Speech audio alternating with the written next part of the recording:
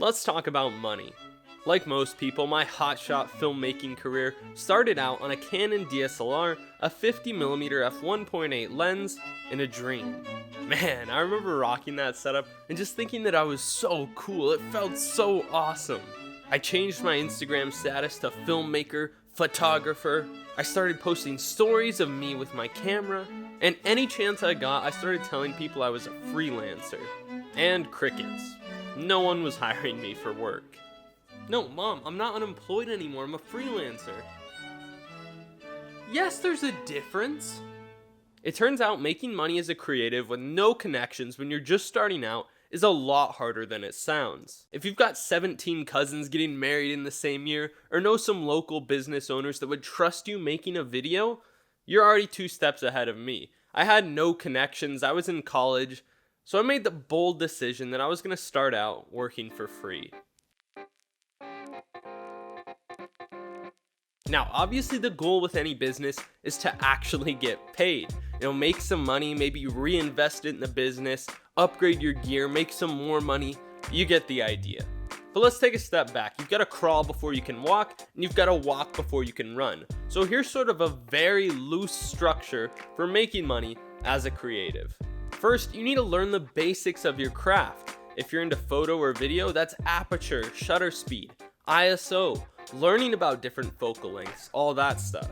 Next, you need to get to a point where you don't suck, which is very subjective, but you need to at least be decent at your craft. After that, you need to start building a portfolio of all your best work, your best photos, your best videos. You need to show people what you can do, what you're capable of. And after that, you need to actually start getting work. You need to make money. This could be getting freelance jobs, it could be applying to 9-to-5s, it could be doing YouTube, but you need to make money if you want to do this full time. Now, at that point, I was past the first 2 steps, but I was all bark and no bite. I didn't actually have a portfolio. I remember actually sending people just Google Drive links filled with random photos and videos I'd taken, but it didn't look very professional. I remember at the time thinking I was pretty okay. I'd look at other people's Instagrams and I was like, yeah, I can take similar photos to that, or I could make a similar video to that. But here's the thing, I hadn't actually gone out and done it. I mean, imagine being a client. You find some 19-year-old kid on Craigslist who wants to charge you $500 for a video, and all his work consists of is some gaming videos, a cringy skit, and a photo of the mountains. Like, of course you're not gonna hire this guy. Your portfolio is everything when it comes to being a creative. You need to show people what you're capable of. So if you've got to work for free for a while to build that up, I think you should absolutely do that. One of the best things I ever did in college was I actually made a post on Facebook giving out free LinkedIn headshots. LinkedIn headshots are something that pretty much every college student needs, and having a professional one is just that much better. So I made a post saying, hey, I'll take your headshot for free. And oh my gosh, I got so many responses, I couldn't even say yes to all of them, which is a good thing.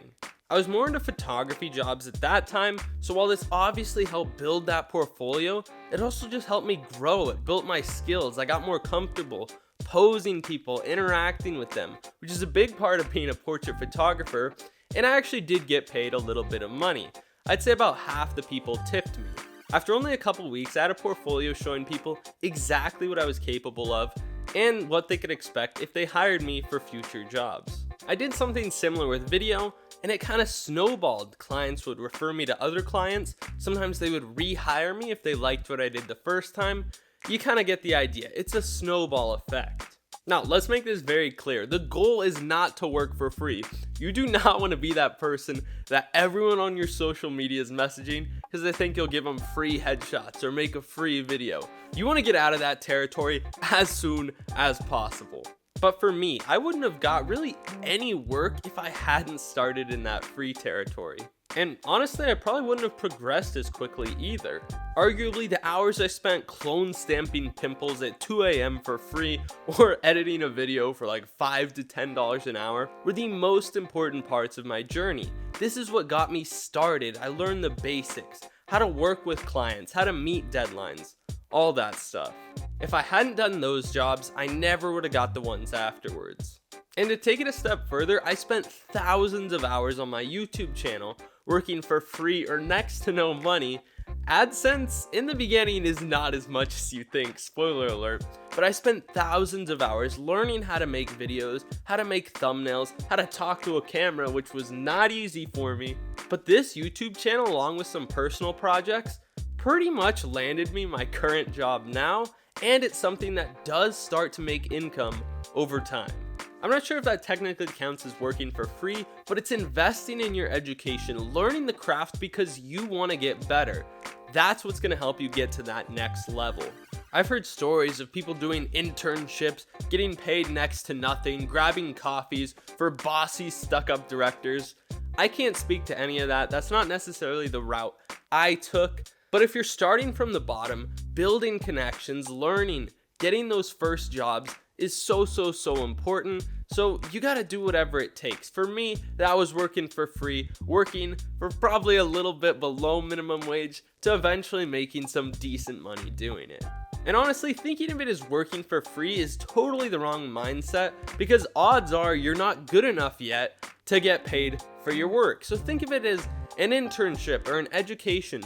Someone's letting you make something for them, make mistakes, very low pressure, so you can learn and get better and eventually start getting those dream jobs that you really want to land. Anyways, I'd love to hear about anyone else's experience in the comments down below. Everyone's path is a little bit different, so if you have something helpful to share, please drop it down below. Someone will benefit from it. And as always, have fun, stay creative, and I'll see you all in the next one.